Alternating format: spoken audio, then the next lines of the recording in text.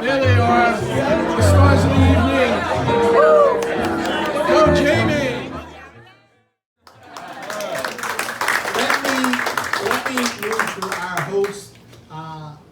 Katie and Chet are just amazing because just think of how random it is to get a message from somebody that says, we believe in you. We want you to come to New York. We're going to put on a fundraiser for you. We have no idea who you are, right? But we believe in your message.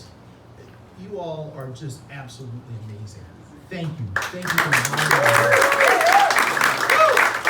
And then, we're joined by other hosts. Michael Blake, who is not here right now. Many of you know Mike. He's a state rep, but Mike is one of my longtime friends. He worked in the Obama administration, and he is now running for Congress himself. And so I'm proud of Mike and all that he is doing. Bonnie, thank you so much for agreeing to host. And then two of our hosts are college friends of mine. First is Daryl Jones. Where's Daryl? Daryl is Mr. Hopkins. Has always been a good friend in our corner, in my corner. And we were at Yale together and lived in Pearson College, which is our residential college. And so, Daryl, thank you for being here and sponsoring. And then my college roommate, Dave Drews. Dave and I lived together for 4 years in college. And I remember the first time that I talked to Dave. And so, you probably had two kids who could be so different, right? And Dave lived in New York. His dad, who's here, Papa Drews, thank you for being here. Dave had all of New York. And I'm from Orangeburg, right? The town with 15,000 people in it. And so, we got the names of our roommates, and so we had phone numbers, and Dave, I can't remember if I called you or you called me, but I was working at Bingo. So I don't know if you all know this, but my very first job was a bingo caller. Seriously, I was the guy that was sitting up there B10, I-17.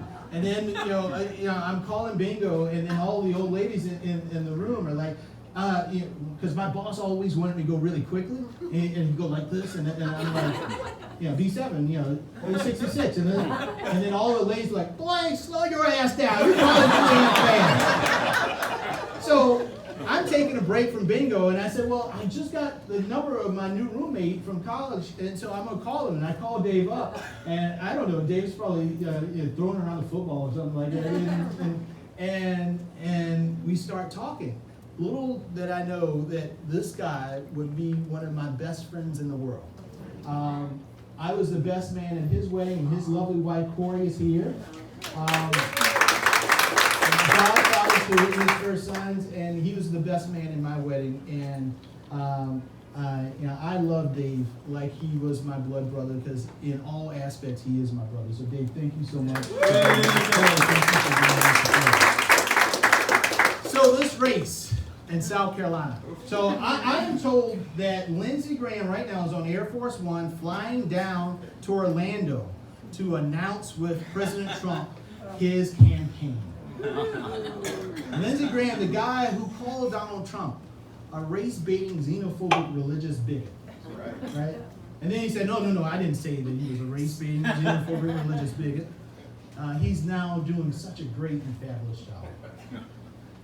My friends, I think George Will said it best. And I'm quoting George Will. Like 10 years ago. Things have changed. 10 years ago, quoting George Will. And I think he said it best. Lindsey Graham is a political windsock. He has no core. He's a chameleon who will do and say anything to be, quote unquote, relevant. And what does that mean? That's fine. If you want to do that, if you just want to be in the mix, that is fine. But it's not fine when you represent a state where the people in that state are suffering day in and day out. And so it'd be one thing if you took your newfound adoration for this president and used that to actually help the people in the state. But he didn't do that. He golfs with the president. he has big fun with the president, as he just recently said. It sort of reminded me of Claire Huxtable. You remember that episode where Vanessa went out to see the wretched to have big fun? The wretched is our president, and Lindsey Graham likes to have big fun. But it's time, my friends, to send him home. Yeah. And we will be doing that. So many of you have seen my video. I talked about comic books and how I grew up, and really how I grew up is a big part of who I am today. We did not have a lot. My mom was 16 years old when she had me. She dropped out of high school to take care of me. My grandparents helped her in that aspect. My grandparents are amazing people. My grandmother finished 8th grade because she had to stop school in order to go pick cotton to help take care of her family. My grandfather finished 4th grade, and then he stopped school to work at a dairy, and then he ended up working on construction. So if you've ever been to South Carolina, you've ridden on our roads. Right now they're pretty crappy because they haven't been paved since my grandfather did. But if you've ridden on our roads, my grandfather really helped to pave a lot of that. If you go to Hilton Head and all of the development there, my grandfather was very integral in that. Amazing people. Didn't have much, and society probably would say, well, yeah. But these people were amazing because they taught me 2 things. They taught me the value of hard work. That nothing in this world will be given to you, and you've got to work hard for it. And when opportunity comes, you take advantage of it.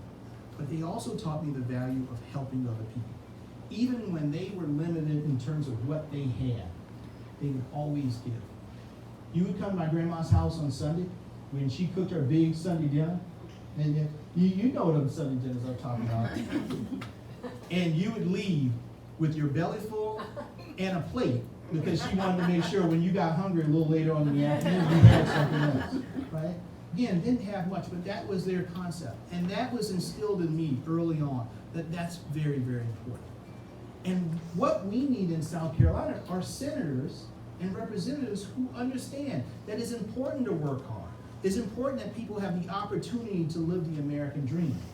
But it's also equally important to help our brothers and sisters when they are faced with challenges and barriers, so that, and it's hard for them to take that next step, that you as the United States Senator, you as the state representative, is there to help and give them a helping hand. This campaign really isn't going to be about Lindsey Graham. Now, we'll allow Lindsey and Donald to have a conversation, and what I'm going to show you is, so tomorrow I'm going to be on Morning Joe. Right. And we're queuing up right now, a little later on, it's probably being tweeted out shortly, a video in response to Lindsey campaigning with the president. Just a reminder of their relationship. So that's the kicker tonight. That's what I'm going to leave y'all with it tonight. But let me tell you what this campaign is going to be about. Because again, it's not going to really be about Lindsey Graham. It's going to be about the people in South Carolina. And the things that I know is that it's important for us to make a difference. My entire life, I've been focused on making a difference, particularly for those folks who grew up like me in the rural parts of the state. Now, when I grew up, there was still some hope. That you had hope that you could grow up, you could go to college, and you could live the American dream. But you go to some of the communities that I used to go to when I was younger, my grandparents used to take me to, and now there's boarded up buildings. Now there's hospitals that are closing. Instead of these bastions of hope, you have bastions of hopelessness. In South Carolina, our motto is, while I breathe, I hope. While I breathe, I hope. A very, very powerful statement, basically equating life itself with hope. It's so, so important. So for me, making a difference is really important, and that's what I'm going to do once I'm elected United States Senator from South Carolina. But in order to make a difference, I have to get there first. And there's some barriers and roadblocks in terms of getting there. And that first barrier is rebuilding the trust of the people. There are some people in South Carolina who don't believe in the political parties, don't believe that government can help them because it has failed to help them in the past. When I first became chair of the South Carolina Democratic Party, I was the first African-American chair of the party. I was canvassing, and I went to this rural community in South Carolina. We were in just a back roads of this little town, and I went to one of these shotgun houses. I don't know how many of you are familiar with the South, but shotgun houses are just long. You can look straight through. And I knocked on this door, and an elderly African-American man came to the door. And I said, "Sir, I'm Jaime Harrison, the new chair of the South Carolina Democratic Party." He looked at me and said, "You the chair?" I said, "Yes, sir, I'm the chair." You know, because black folks are chairs in the same parties. And I said, I am the chair. And he said, "Well, what do you want?" And I said, "Sir, I'm here because this election is the most consequential election in a lifetime, blah, blah, blah, blah, blah." And he looked at me and he said, "Son," he said, "You see what kind of road you rode up here on?" And I said, "Yes, sir." He said, "What kind of road is that?" And I said, "It's a dirt road." He said, "Son, that was a dirt road when Ronald Reagan was president. It was a dirt road when both of the Bushes were president. It was a dirt road when Bill Clinton and Barack Obama were president. Son, that's still a goddamn dirt road." So until either the Democratic Party or the Republican Party pay that road, I don't want to hear from any of them. Shut the door and walk back in. Now, I was in my feelings a little bit. I was worried, right? But I sat back and started to think about what he really meant. For years, the parties talk a good game about what they're going to do. But for many of these folks, their lives don't change, regardless of who is in power, Democrat or Republican. And so what he was saying to me is, you have to show and not tell. I have to see the actions and believe those and not the words. So in order for us to win, there's a population in South Carolina that we have to rebuild trust, that we have to show them what we actually mean and what we are fighting for, and not just talk about it, right? So when my mom was 18, she decided that she wanted to go out and get a job to take care of me. And so she reached out to both of her senators, and at that time our senators were who? Fritz Hollins. Fritz Hollins and Strom Thurmond. Now listen, we all know about Strom Thurmond. And unfortunately, exactly. And listen, there's a lot of disagreements about Strom and Fritz in terms of what policies they were behind and all. But the one thing that there is unanimous opinion in South Carolina about is that both of them were the best at constituent service. The absolute best. I haven't seen, to this day, two representatives or senators that were better at constituent service than Strom and Fritz Hollins. So my mom wrote to both of them and said, "I'm 18, I have a young son, and I need a job." And they both responded. And it was actually Strom Thurmond's office that got my mom an interview. And she actually got a job. Now in that film you saw with me in the plant, that was the plant that my mom worked at. They didn't ask her, "What is your race?" They didn't ask her who she voted for in the last election. They didn't ask her what party she was registered in. They saw that there was a constituent that had an issue, and they addressed it. That, my friends, is fundamentally what we need in Congress. People who see that there are folks who are struggling in their states, and they need somebody who will help them. That is what I want to do. So we are going to do something unique in this race that has not been done in any races. I've been involved in politics for 25 years. That hasn't been done in this race. Starting next month, I'm going to launch a program called Harrison Helps, which will be integrated through our campaign. Because I fundamentally believe that we need to address now. I can't just say, as U.S. Senator, I'm going to do X, Y, and Z. Those people aren't going to trust me because they've heard that before. So we got to show and not tell.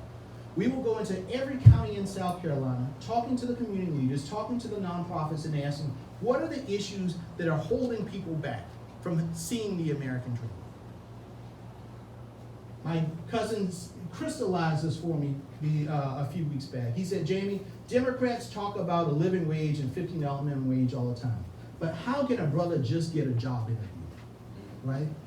So the party is on third base trying to get home, and the people that we represent are actually still out in the parking lot. How do we get them into the stadium? How do we get them up to bat? How do we teach them how to hold the bat so that they can swing and eventually get on base? teach a man and a woman how to fish, and it's amazing what happens in terms of the change in their community. So we are going to go into South Carolina and teach people how to fish. We're going to host resume building workshops, job interview skills. We're going to have healthcare screenings where we're going into rural counties where people have and suffer with diabetes for all of their lives and not even know it. We are going to have FAFSA workshops. Nobody in my family knew what the FAFSA was because nobody had ever gone to college. And nobody knew the importance of why you have to fill that out early and not wait until May or June in the process when all of the federal financial aid is gone. There are fundamental issues and problems that people are dealing with and nobody is addressing them.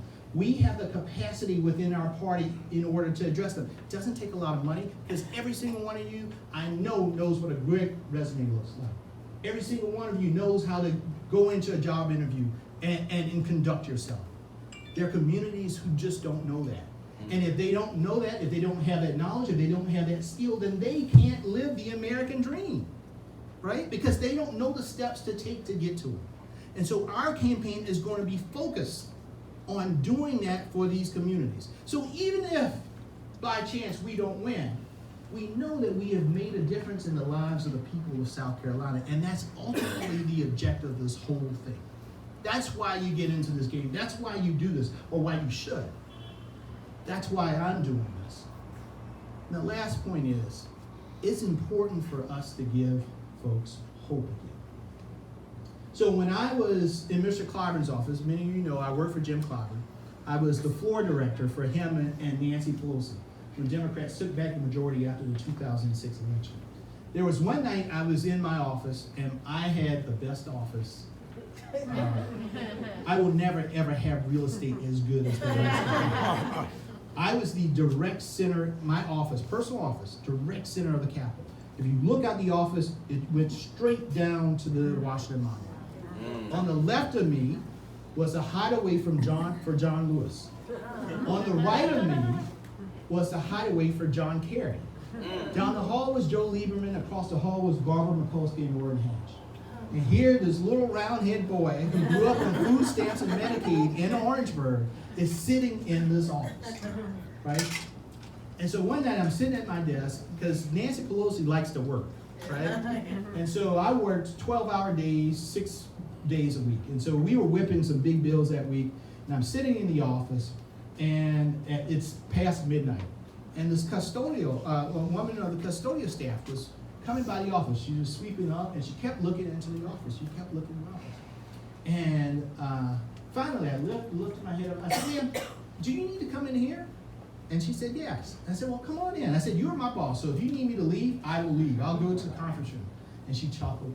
And she said, you know, son, I come to your office every night to clean up your office.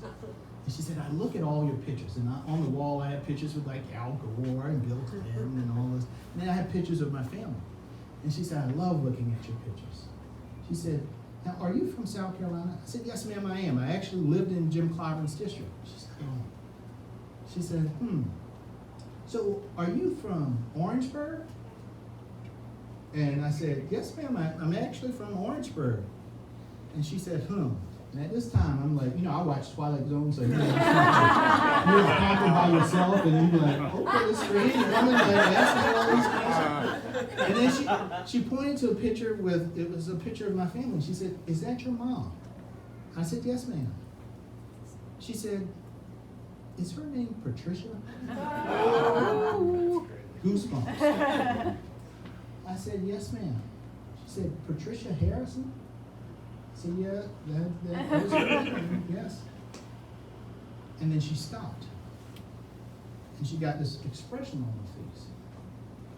And then she put her hand to her mouth and it started trembling. And she said, oh my God, I know your mom. I went to high school with your mom. I remember when your mom dropped out of high school to have you. And she started tearing up. She said, oh my God. And she came up and she hugged me with such a hug. She said, I would have never thought that Patricia Harrison's son would be right here. I am so proud of you. And I'm tearing up. I'm crying. And the last thing that she said to me, she said, "You give me hope." My friends, that is really what this is all about.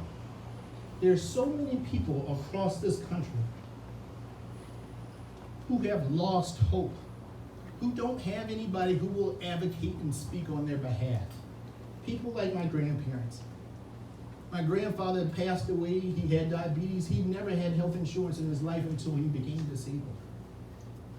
And we have a party and we have these representatives who care more about politics and their own political power instead of fighting for the least of these. This campaign is about those people. It's about giving them hope again. So I thank you from the bottom of my heart, because you're not doing this for me. I'm just a vehicle for a whole lot of people across this country, black, white, Latino, Asian, gay and straight, of all types of religions. In this time in which things are so tough and so rough, we need someone who would give us hope again.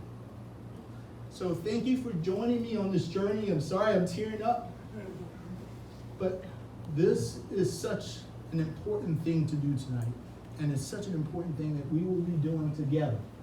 It's going to take all of us. Lindsey Graham is not going to be an easy person to beat, but we can do it. I know we can. I feel it. I feel it in South Carolina. I feel the energy. People are just ready for change. Democrats and Republicans. Because it's not about left or it's not about right. It's not about D or R. It's about what's right against what's wrong. It is right to fight for rural hospitals to make sure that they don't close. It is right to make sure that we protect the environment for future generations, for my boys, for all of the kids, the girls across the state and across this country. It's important that we continue this fight. And I just want to thank you from the bottom of my heart for being on this journey with me, supporting and praying for my family, because it's not easy. I have a 4-year-old and a 10-week-old baby boy at home. And so it's not easy, but we have to do it. I feel like I have to do it. And I just want to thank you all for being here.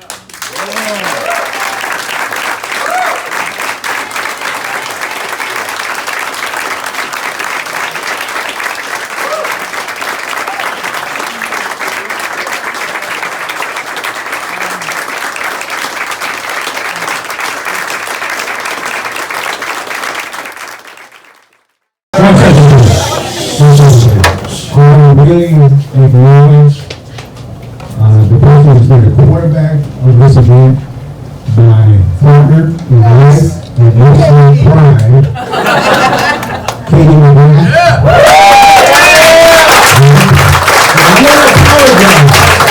I want to apologize for something that's become very clear to me listening to Jaime.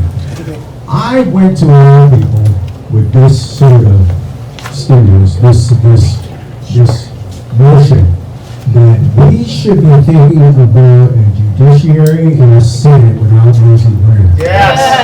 I want to modify that. We should imagine a Senate with Jaime Henderson. Yeah. Now I'm going to ask one thing. Everyone pull out your cell phone and take a picture of the people in this place. And I need for you to take that picture and put it immediately on social media and say that you were here and make a statement about how you felt about what you heard. If we're going to do some things that are impactful, we can do that immediately.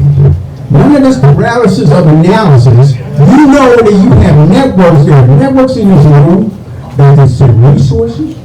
There are networks in this room that are connected worldwide and especially in South Carolina. Let's do this. If you can take a picture now, put it in your social network. Make your own testimony about what you felt tonight. Let's get this done.